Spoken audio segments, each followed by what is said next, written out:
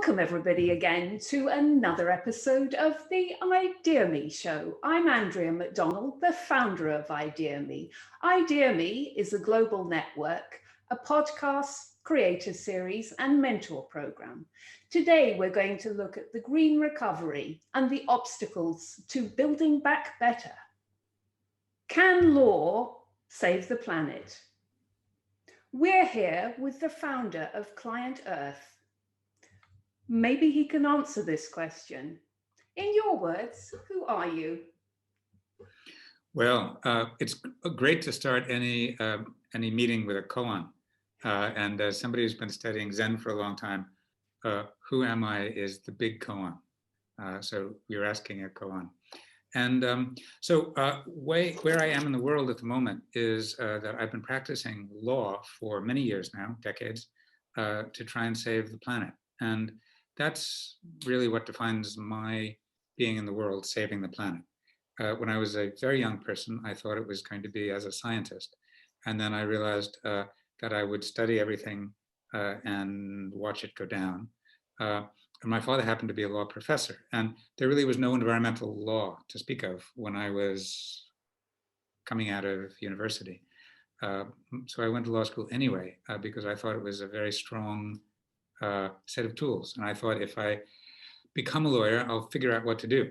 And indeed, in subsequent years, I did figure out what to do. And so I've been using that now law for the planet for a very long time. And it's for the planet and for people. And, you know, the lawyers tend to get kind of abstract. But the reason I'm doing it is to take care of human beings and all living things. As a Buddhist, you take a vow to save all sentient beings.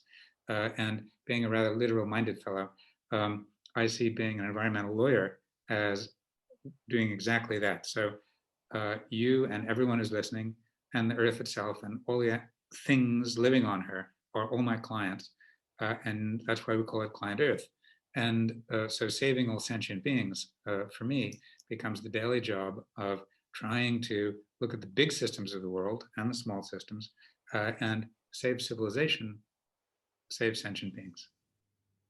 You have a charity, a law firm, international law firm of 200 people. As part of the charity, the objective is to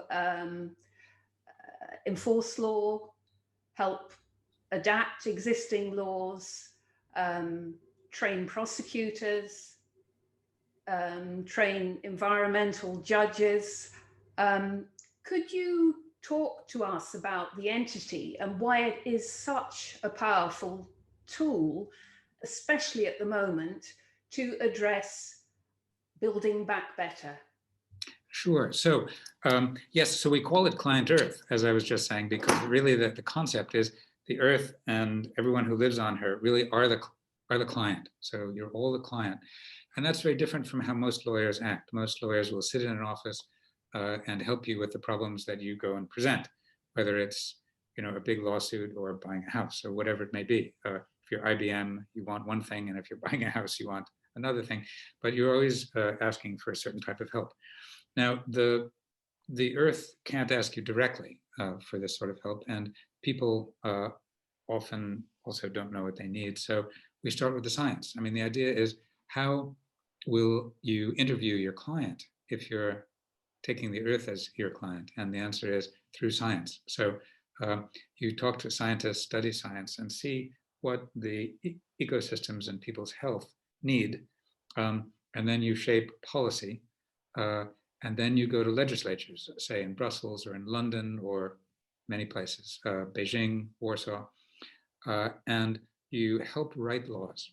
So you actually work with lawmakers, work with governments to try and make sure the laws capture what you've learned that people and the world ecosystems need, so that you have a good law which people agree on and therefore becomes the norm. So that law is then meant to capture what the culture can agree that it needs to do. And then when people, say governments, say companies, don't follow it, then you can enforce the law. Then you go to court and hold governments to account, hold companies to account. And that's the part that gets the most attention because it's an awful lot of fun. And it's a big, you're in a life or death struggle, and we generally win. But then China has taken us, and this will get us into the Build Back Better discussion too. I was invited in 6 years ago now into China to help the Supreme Court work on a law to allow Chinese NGOs to sue polluting companies. Now, this is an amazing thing. This is in China. So I helped them write that law. And that's a longer story if you want to get into it. But that developed a relationship. Then I went back a few months after working on this law, and I had met in Beijing with the senior members of the Supreme Court and the Congress, and then back in London, went back and forth, exchanging ideas, exchanging documents. I went back 3 or 4 months later, and the senior Supreme Court judge sitting in the Supreme Court building said to me, James, we liked what you were proposing for this law so much, we took all of your ideas and wrote them directly into the Chinese law. And amazing, for me, truly amazing. This isn't a conversation you have with the Supreme Court in London or Washington or Paris. This is Beijing. This was and then the question was, what would you like to do now for the environment in China? I thought, well, you have just made another amazing thing, 3,000 environment court judges, unlike anything else in the world. So if they really want to get the country creating law and following environmental law, coming up to a high standard. So 3,000 judges, this is all new. They'll need training. And the senior Supreme Court judge said, you couldn't be more right. Will you train them? And I honestly was astonished. But you have to be entrepreneurial. So I said, of course, where shall I start? And he said, with us. And I said, really, with the Supreme Court? And he said, yes. And I said, certainly, but what do you want to know? I mean, you're obviously very sophisticated. What do you want to know? He said, well, you're one of the global experts on climate change litigation. So we want you to come back and give us a seminar on the world's best cases that are designed to stop climate change. I said, well, gladly, but again, why? What's the thought behind that question? And he said, well, we want to learn about these because we want to decide some of the best climate change cases in the world to help stop climate change. And again, I was just blown away. This is the Chinese Supreme Court. And once again, you don't hear this in Washington within the Supreme Court or London or Paris. I mean, and that started this then very deep relationship with the Supreme Court. We've been training judges. We've trained well over 1,000 judges now. And we bring in experts from all over the world, often from other Supreme Courts around the world, and then advocates and a variety of experts. And we discuss how questions are posed, how decisions are made, and how do you use the courts to stop climate change and other environmental problems. And then after a year of that, the prosecutors came to us and they said, well, in that law you helped write, we got the ability, as you know, to sue the government to stop environmental pollution or whatever it may be. But we've never sued the government before. You sue governments all the time. Would you train us to sue the government? And again, that was an amazing question. This is the Chinese federal prosecutors asking us to train them to sue the Chinese government. We said, well, of course. So we went back and I brought prosecutors from around the world with me, and we started these sessions, and now hundreds of prosecutors. And since we've been doing that, they've brought well over 100,000 cases, and they're resolving or settling or winning all of them pretty much. So very dramatic. And again, those experiences just take you more deeply into a culture that is rapidly changing with the purpose. One of its purposes is to design an ecological civilization, and that's their term. And they have a very long-term view. And what they say is, we've been here for over 2,000 years, and we want to be here more than 2,000 years from now, or our descendants to be, and we want them to be healthy people with healthy soil and healthy air and healthy water, and not an overheated climate. So we need to act now. We need to act immediately and very decisively. And that's very moving. Again, quite unlike what you've heard in recent years from Washington, although maybe that's changing this week, we'll see.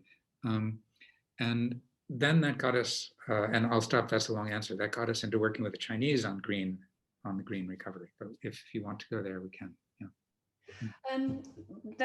That's a really interesting case history for many different reasons. You helped create a new law, you trained the prosecutors, you trained the judges, you had an impact on the Constitution. Could you also talk about the work that you have done in the area, using two examples, in the area of coal-powered power plants. Yes. The one in Poland, Bełchatów. Yeah. And where you use the existing Polish law as leverage, and the one in Germany, Datteln, based in Dortmund, where the courts had won in favor of the people. The government had made their pledges, but there was no action. So you stepped in to enforce the law. Could you talk about those two case histories, please? Yes, sure. So in the German one is underway. So this is what you have sometimes is that you have a law which is quite clear. You have promises, and then and this was in many ways the norm within EU countries. So you would have quite good ideas, quite good agreement on what the law should be, and then the politicians would stand up and take credit for it and feel very good, and people would be reassured. Oh well, they're saying great things, So and then they would assume that they would happen, and they often don't. So air quality is one of those examples in the EU as well. But here you have coal companies who are mining for coal, even though Germany has promised a coal phase out, and promised to go off coal, but coal mining is still going on well beyond. So opening new mines with the idea of we need to have new mines available 10 years from now when our current mines are depleted. But of course, that's not what you should be doing. You should be, as a government, holding these companies to a tight timeline for shutdown. So you don't want to be opening new mines today so that they can be ready 10 years from now. It's crazy. So we're working with a bunch of citizens whose towns are being eaten away. And I feel certain that we'll be able to stop this nonsense. That's a crazy one. And you can see people's towns being eaten away around them. In Poland, it's a really interesting case. You did well with Bełchatów. I'm not capable of pronouncing Polish myself, but it's an interesting thing. I mentioned Beijing, and we now have a 15-person office in Beijing. In Warsaw, I think we now have 25 people. In Berlin, it's only there for a couple of years, but it's already 10 people. So very talented groups of people in these places where work needs to happen. And then the work is originated by the people in those cultures, which is ideal. And then just while I'm on that, and then we work with citizen groups always in every country we work in. And we work in many countries, well, probably around 60 now, that we don't have offices in. So you work with citizen groups who share your interests and who want to achieve something, say stop a coal-fired power station in Romania or Greece or soon all over Southeast Asia for us. But they don't have a law firm within their NGO. This thing is an unusual entity that we've got. So you work with them and you bring in intellectual property, you bring in the financing from global donors to make something happen in the country. And then by this partnership that you build, you're increasing the capacity of people there. Now in Poland, we started an office as soon as we could because it was the place where the bulk of the new coal-fired power stations were intended to be built in Europe 12 years ago when we opened the Polish office. and we stopped every single one of them from being built. Quite tough. And then that will be more work. And then Belchatau is a great example of what's next. So after you prevent the new ones, you want to start closing down the existing ones, because as many of the people sharing the meeting with us today will know, it's public enemy #1 goal when it comes to climate change. So it's an addiction we have to get off quickly. But Belchatau, very important because it's the biggest one in Europe. So it's the biggest emitter of greenhouse gases in Europe. It's gargantuan. It's one of the largest plants in the world. And we went to court and said that in this case, there were duties in Polish law that no one had used in this way before. So that it was the obligation of the owners of the company to take care of the public interest and the public health. This plant emitting, even though legal, emitting all of this schmutz was not in the public interest and was not protecting the public health, both with respect to the pollution like zinc and fine particulates and mercury, but then also greenhouse gases. And wonderfully, the judge interpreted the law to agree with us. And she said, you, the owner of this largest emitter in Europe, have a duty to take care of the public interest. I order you, you have 90 days to sit down with ClientEarth and work out an agreement to close down the facility. Now, we'll see if we can reach the agreement. If not, we'll be back in court. But once she said that to them, if they were smart, they would want to reach an agreement, because you don't want to go back in front of a judge who's ordered you to reach a settlement to close down your facility and say, I'm too stiff-necked to have reached a settlement. Screw you, judge, is really what that would mean. And she won't want to hear that. So this was a kind of pivot for us, certainly within Europe, in a judge saying the normal law of the country has this duty of care by companies for the wide interest of the public, and this no longer meets that. Time has gone on, the world is different, we know more, and therefore reach an agreement to close down. Yeah. Can you drill down a little bit more on why it is so important to work at a legal, business, governmental level to reach the scale of change in order to impact these targets? Yes, sure. So what we're looking for really is a structural change within the economy and within the economy globally. So the issue really is saving civilization or not. If we keep along the trajectory we've been going on, a few generations from now, the civilization as we know it will have fallen apart. I mean, that's really quite clear now. So we need quite radical action, quite quick action, in order to have a good future for people. How do you achieve that? I mean, there are a couple of components. One is knowing it, that's the science, what needs to be done. Another is for people to know and to care, and therefore campaigning and getting to politicians, very important. And in Europe, the environmental groups have developed a very skillful campaigning. And then we saw the kids go on strike, very skillful campaigning. But that only gets you so far because campaigns end, strikes end, and it's very easy for people to get blasé and go back to the norm because you have this great inertia. And the incumbent industries are very strong. So the power has been generated by fossil fuel mainly for a very long time. Those companies are enormous, powerful, at the heart of the economy, and deeply connected with governments. So they're not going to move aside. And also, they're not the world's smartest companies. They're not Apple and Google. They're not going to change willingly. Exxon is adamant that it won't change at all. That will be forced upon it. But these coal-burning utilities, similarly, aren't the most agile, mentally spiritually as the character of a corporation. They're not very agile. So you have to move them. And what are you going to do? The governments are not going to move them because they're very intertwined, generally. And then you have, staying on energy, you have new companies that can actually offer the solution.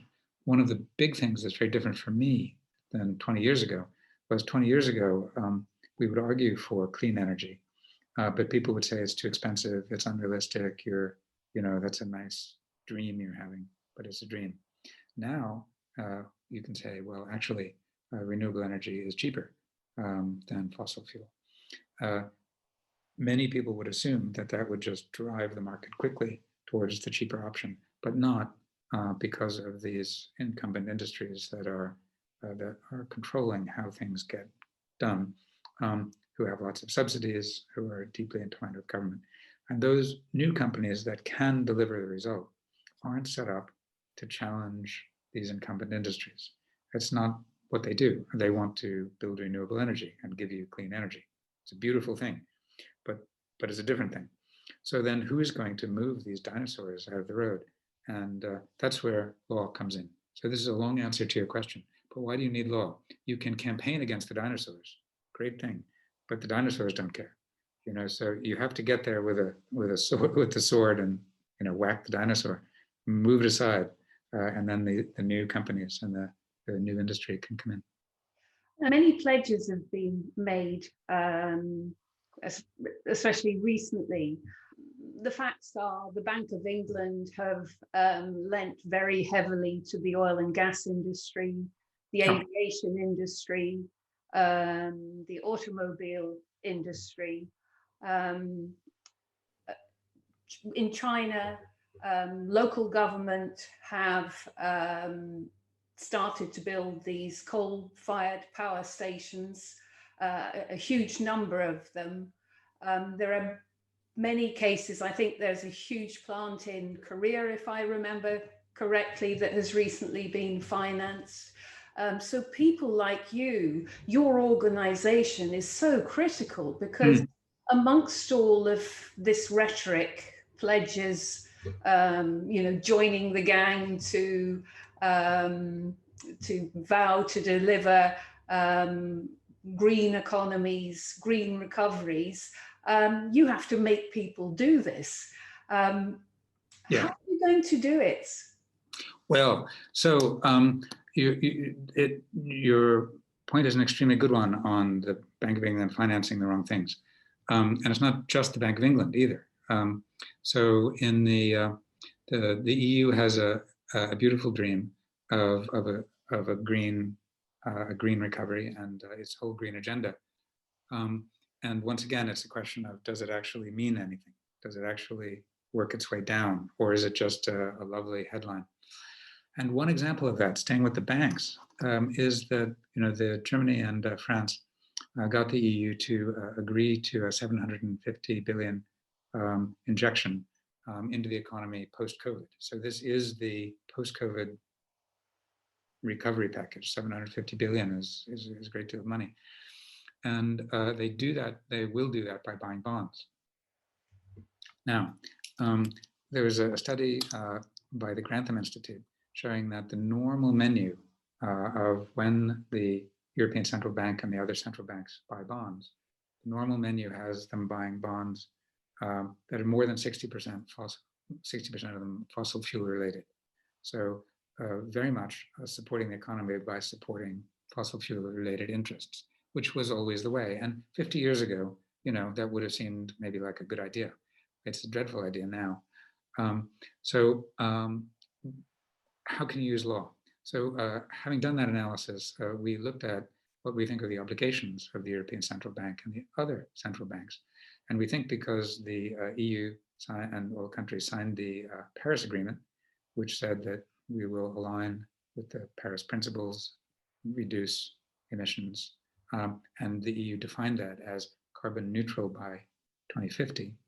So if that's what you've committed to, then all of the institutions of government must work towards that goal, is what we argue.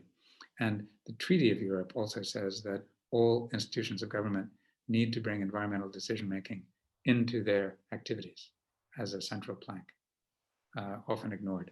But when you put those together, you can make an argument very nicely that it's a bad idea to have 60% of the bonds of the $750 billion be fossil fuel related. So we said, if you go ahead and do it that way, the normal way, you will actually be violating European law.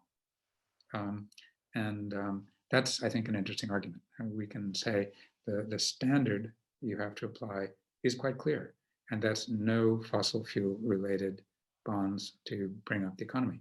There are plenty of other bonds to buy, and that will be a green recovery if you go the right way. Otherwise, it's a brown recovery, and it's kind of a disaster. So that's a big legal argument we've just made last week. We sent a letter to the Central Bank of Belgium, copied to the European Central Bank, if they understand their duties and act in the right way, that will be a great thing. Otherwise, we'll have to have a serious conversation with them. Now, in China, you're right, there has been coal being built. Xi Jinping, one of the big things that happened last year is that he said, we're also going to be carbon neutral, like the EU and like I hope America does this week. And he said before 2060. So that would align well with European objectives. Japan came in immediately, well, a week later, South Korea around the same time. So you have these statements, but then again, what does it actually mean? So what we're arguing is that, and we have been for some years now, a few years, is that what China should do with its Belt and Road Initiative, which is the world's biggest development project, linking 100 countries to China. What they should do there is to see that as a green recovery plan. And if you're spending a couple of $1 trillion to build infrastructure, linking 100 countries, some of them quite poor, some of them less so, but still 100 countries to China, if you did that with green infrastructure, it's the best way you can possibly move among so many countries to meet Paris targets. So if you build coal-fired power stations in Indonesia and Malaysia and India and Kenya and all of that under the Belt and Road Initiative, and there are some something like 1,000 new coal plants planned, then forget meeting the Paris Agreement targets. Change that and build renewable energy. And you've brought up the economies of all of these countries, and you've moved far towards meeting the Paris Agreement targets. The good news is that not only we have been arguing for this, but many people, and the Ministry of Environment in China has now taken this on as their own project. And we and many, many other global partners have developed a template for decision-making about where the money goes in Belt and Road projects. And if that becomes the official, as I think it will, the official dogma on how you make Belt and Road investments, then you'll move all of Belt and Road investments from brown to green and have quite a big injection into green recovery. So if you have China doing it and the EU doing it in the right way, then you could get something massively interesting.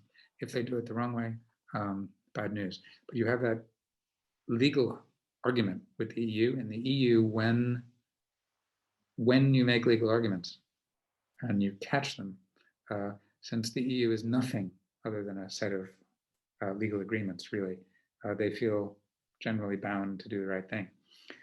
China is seeing the need to do the right thing, and they're beginning to see, I think quite clearly, that they'll make more friends globally if they make green investment rather than brown investment. And it's in their own self-interest to make this change. So I'm quite hopeful there as well. We've spoken about investment, stimulating the economy. Can you talk to us a little bit about the damage that subsidies can do and diverting funds away from international development into climate change projects? Yes, so this is one of those insidious ways that governments can support the fossil fuel industry and build stuff that shouldn't ever be built. And that, again, maybe would have seemed a good idea 50 years ago, but not now.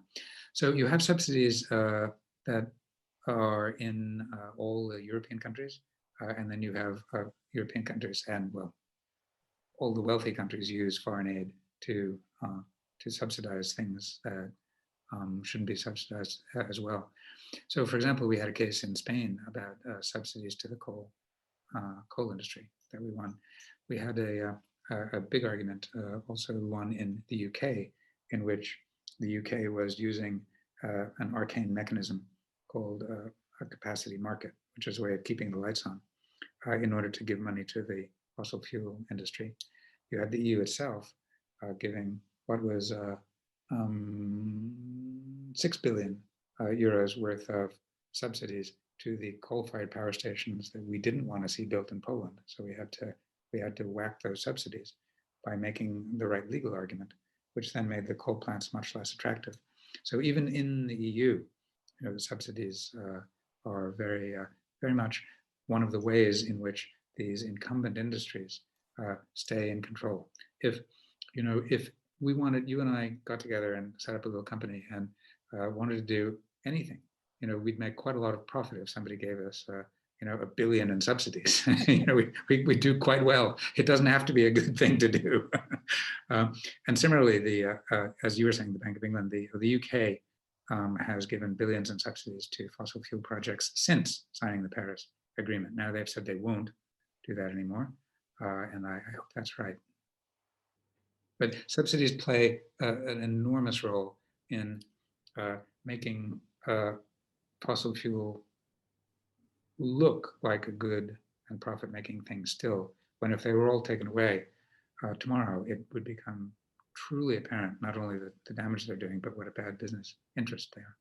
Well, incredibly creative and incredibly creative as a lawyer. Could you talk about the case history where you even took it to the point where you bought shares in the company?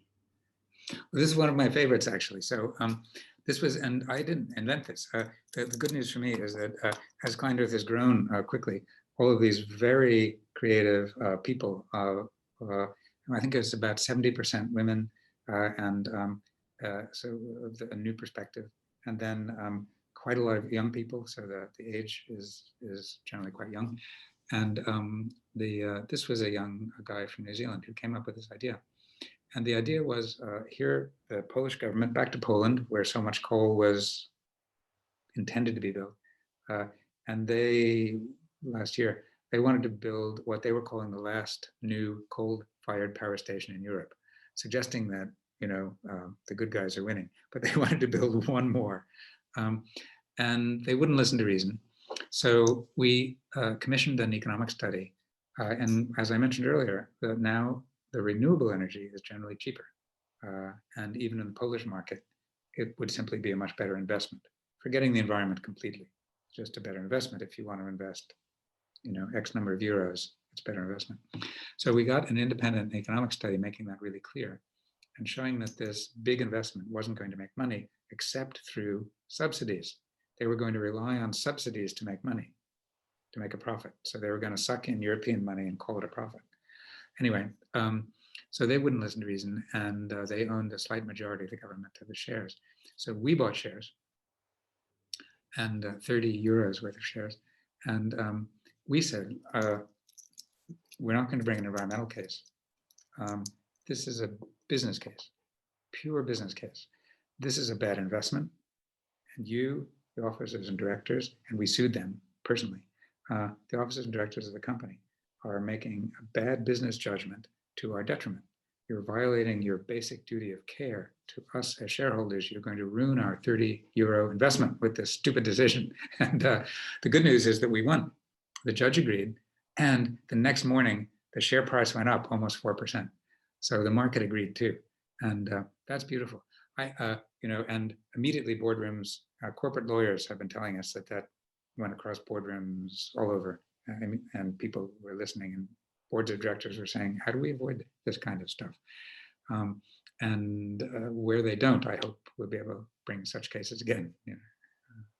There are some important summit stroke conferences happening. One's just taken place, the One Planet event has just taken place. Can you go through the important events, COP15, COP26, and what they hope to achieve, and the part that you are playing in any or all of these events? Sure. So there's in November of this year in the UK is the next big global climate meeting. And it's a very important one because it's the one where countries are supposed to increase their ambition and in terms of their own actions in meeting that Paris Agreement for reducing their emissions. So they're supposed to come in with more ambition to reduce their emissions. And it's being hosted by the UK in this interesting moment where it's just left the EU and is looking for a place on the global stage. So my hope is that Boris Johnson will see it's in his advantage to be very aggressive in terms of saving the climate, and that this is certainly a stage on which he could make a wonderful demonstration that the UK wants to be a leader in this. Now, the EU has, as I said earlier, come out with the 2050 net zero carbon a while back, and the UK has matched that in leaving. It said, we'll stick with that. That's very good. He's come out with a 10-point plan for the environment. It's the first time such a thing has happened. So there's certainly good discussion. But as we've been saying, it starts with good discussion, and then what are the things that actually happen? Paris Agreement is a beautiful achievement in that the world's countries agreed to protect the climate. Not that much has happened yet. And what the agreement says is we all go home, and then within our own legal system, within our own economic system, in Costa Rica and France and Russia and everywhere, we come up with our own plan determined by us to reduce our emissions. And so far those aren't so great, and they need to be greatly enhanced, and that's the opportunity for the climate COP in November to enhance these, and for the UK to take a real leadership role. Now, the role we'll be playing there is, I think, largely on working on the finance side. So we've been working on developing a very strong climate finance program for the last 5 years, and it's a unique program among any environmental group in the world, to have a group of corporate law experts saying, how can we use securities law and company law and insurance law and bond law and pensions law to address the money flows so that the monies start flowing in the right direction. We start inhibiting the money from going in the wrong direction, like subsidies and fossil fuels, and going in the right direction, like renewable energy. So getting pension funds to say, we need to invest for the future, and that is in a clean future and a renewable future. And we've been working on a pensions bill with the government and many others in the UK, which would be a good step in that direction. It would be the first time that pension funds anywhere are required to fully disclose the climate impacts of their investments, so that investors and pension fund members begin to understand what their money is actually buying. Are you buying climate change, or are you buying reduction in climate change? And so that's the kind of work that I will be doing more of on the route to the climate COP. And then the one in China is also in November, is the Biodiversity global meeting, and it's a convention on biological diversity. And it has the potential of being as important for biodiversity or for nature as the Paris Agreement for climate. And the way I think of it is, so the temperature curve is going up like that, and the biodiversity curve is coming down like that. So these curves are going exactly in the wrong direction. So nature is really suffering, and if you read stories that appear in the paper, you will have seen this. I mean, it's well understood now that we're losing nature quickly, and much can be done, but the current global agreements on it aren't enough. So here you need countries to come together in China in November and reach a global agreement that will greatly slow the loss of nature and begin to allow it to build back up. It can still build back up in many. If you lose a species, you've lost the species. But nature is still in the position where it can build back up relatively quickly if we take care of it. And the big, simple headline there that many countries are agreeing on is to protect 30% of the terrestrial surface and 30% of the marine environment by 2030. And if you protect that much, nature begins to heal. And this, you could get a beautiful virtuous circle here, because as you protect nature, it helps stabilize climate. And then as you stop screwing up with the climate, it helps nature. So the two are deeply intertwined, and in a way that, if it's understood and if those agreements mesh in the right way, will put us on a very good path. And when people start to see that that's possible, and that there is a good future for nature, for people, that we can create together, I'm quite hopeful that we'll come out of both of these meetings with real achievements. And in that one, we're working closely with a number of governments to help get the ideas lined up in the right way. In 2019, David Gilmour donated 21 million of an auction proceeds, sale of his guitars to ClientEarth. Could you talk to us about that? Yeah, boy, that was a wonderful surprise. I got a call from my friend Rosie Boycott, who is a Baroness Boycott, and wonderful woman. And she said, "Oh, hi, James. I was talking to David Gilmour yesterday, and he and Polly are thinking of putting their guitars on sale in the auction house. And they're wondering who to give it to because they want to stop climate change." And I said, "You're the natural group to give it to. So David will be calling you in an hour." I said, "Okay." So David Gilmour calls and he says, "I hear ClientEarth is the best group globally to give it to, because you achieve enormously high leverage impacts by using law in this big way, with governments, companies, huge leverage. I have a question. Are you? Convince me I'm not wrong." So we had a wonderful meeting, and indeed, they generously gave us the proceeds of the sale. And what that meant was that, that's like getting a whole year's budget. And we're still a relatively young organization. We're in our 14th year, and we're charity. So we beg for every penny, and it takes a long time as a charity to get a reserve fund together. Then you're always living on the edge of bankruptcy if you don't have any reserves. And it's very hard to get enough money to have a kind of venture capital fund for new ideas. So you see a problem that needs to be solved, or an opportunity. Say right now, Japan, for example, just announced it's coming out with its new, with a new climate change law quickly. And that's a country we've just started working in.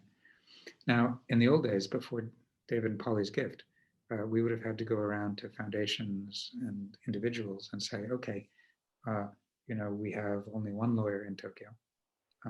We need to start working on this climate change legislation to make sure it's really good and up to global standards. And we have a lot of ideas about that. Can you give us the money?" And when you start to have those conversations, it often takes a year, even if people are very willing to get the money there. But with David and Polly's gift, not only were we able to create a reserve fund so that we were secure forever as an institution, but we were able to create that kind of venture capital fund, if you will. So we were able to say, this lawsuit, that climate project, this forestry project are ones that need to start happening now. And we can spend some of that money to get it going. So for example, I mentioned all these coal-fired power stations in Asia. And I'd been talking to donors for a couple of years that when you look at China and the rest of Asia, it's like 2,000 coal-fired power stations that are either planned or existing, and they all need to be shut down as quickly as possible. And I talked to big donors for a couple of years, and they said, "Great idea. We're not quite yet ready to go." I said, "Well, but come on, they're getting built. They're getting built. Got to stop them." And then when David and Polly gave us the gift, we were able to say, "Oh, great. We can allocate some of that money to get going on that immediately," which we did. And then another donor came in and said, "Okay, I'll give you a 3-year grant on the back of that. So you've got 3 years money to at least get it going." So it has completely changed what we're able to do. And single-handedly, David and Polly, with that enormously generous gift, were in a position to essentially catapult us into being a really global organization. And it's been wonderful. If a huge amount of money came in again, hopefully it will. Yeah. Other than, I mean, you've been extremely successful in all the different things you're doing to date. Are there other things that you would add, for example, an international environmental law 2.0, or an international court for the environment, in the same way we have an international court for human rights? What are the additional things you would do? Well, the immediate things I would do would be to use the existing frameworks. There's so much more that you can do with what exists and what you can build up in countries. So for me, as we've scoped out this big energy project for Asia, which is to close down all the coal and to move the economies towards renewable energy. There are 350 million people in Asia that don't have electricity. So the goal is not just to close down coal. The goal is actually to give 350 million people who don't have it clean energy, and then everybody else move off fossil into clean. So the goal there is always a positive goal. And that's a big challenge. So I figure that's 100 million over 10 years. So a lot more needs to come in to make that work. I'd like to have a similar scale project on protecting forests and biodiversity. So you have 3 big basins of tropical forests. So the Amazon, Central Africa, West Africa, the Congo Basin, and then in Asia as well. And those are the 3 where there's a lot left. They're under threat, and we all know they're being chipped away, but there's a lot left, and it must be preserved. What the science tells us is keeping the existing forests is as important as planting, or more important than planting new trees. So really crucially, you do that, and that's where the biodiversity is. So you're saving nature as well as taking care of carbon. And that's a global project that I'd like to do on the same scale as our global energy project. So this year, I'd like to design that project and then have, if there are generous donors who want to come in and support it. We're working now in Africa for the last 10 years on forests. We're working a bit in Asia now, but it needs to go way up. And we've been invited into Brazil by, again, high officials, members of the Supreme Court, the woman who was the chief prosecutor of Brazil, and a whole bunch of NGOs who say, look, we do lots of good work, but we don't have your legal capacity and we don't have your legal creativity. We need that in Brazil. So I'm fairly desperate to get a good project going in Brazil, as well as Africa, as well as Asia, and all at the same time, because time is really running out for the forests. 10 years, we need to save these things within 10 years. So that's another one. Another one that I really want to do is chemicals and plastics in a global way. And we've been working on chemicals in Europe, but there's a big new push by the, and now on plastics, by the fossil fuel industry, which they call their Plan B. That's what they call it. And they see it coming, that you're not going to be able to sell, forget coal, this is now oil and gas. They foresee that they're not going to be able to sell as much oil and gas because we need to stop burning it. So they want to, but they want to maintain their sales. So they intend to shift all of that into making more plastic because those are the oil and gas are the feedstocks for plastics. So there is on the drawing boards a whole set of enormous new plastics factories that would produce immensely more plastic using the oil and gas as feedstock, and that's got to be stopped. And that's like the next set of coal-fired power stations in a way, because they produce huge greenhouse gases. And then actually they're worse. I mean, out of a coal-fired power station, at least you get useful electricity. Out of a plastics factory, you get plastic, which winds up in the ocean everywhere else. So we've just done our first one of these. We got first blood on preventing the growth of new plastics factories in Belgium, the first big new one in Europe under this Plan B. There's a 3 billion factory in Belgium by NGOs, the biggest plastics manufacturer in Europe, and they've just canceled it as a result of these lawsuits that we won against them. So if, to basically transforming the world's energy system, number one, saving forests and biodiversity, number two, and then, plastics and toxics. But I haven't even talked about the oceans. You need to do that for the oceans too. So so the work is big. But the cool thing about the way we've designed the organization is that it's very modular, so that you have these program areas with brilliant people running them, brilliant people in them, and then an overall way of creating a global strategy through the way we cooperate. And then, essentially, all you need is the funding to make this work. And that's what I hope we'll be getting more of in the next year or so. But you can see that the vision is always quite positive. So it's where do you want to go? And it's to build an ecological civilization. It's what the Chinese have been saying. But I read poetry, and I was going back into my poetry a few weeks ago, and I found the term ecological civilization from 2009. So I was dreaming of an ecological civilization way back then. And that's it. So if you produce clean energy, and with agriculture, you produce sustainable agriculture, you preserve fish stocks, and you preserve forests and biodiversity. You're beginning to create, an ecological civilization, which could be here and thriving, 2,000 years from now. And that's really the goal. It's not just to save civilization. You can only save it by helping it evolve into the next stage, which becomes the ecological civilization. And these areas that we've just been talking about are key areas to move quickly. And there's a positive solution for every one of them now, which is the really exciting thing. You have a reverence for nature, which comes from your beliefs. Could you talk to us a little bit about the people that you have met during the course of your life,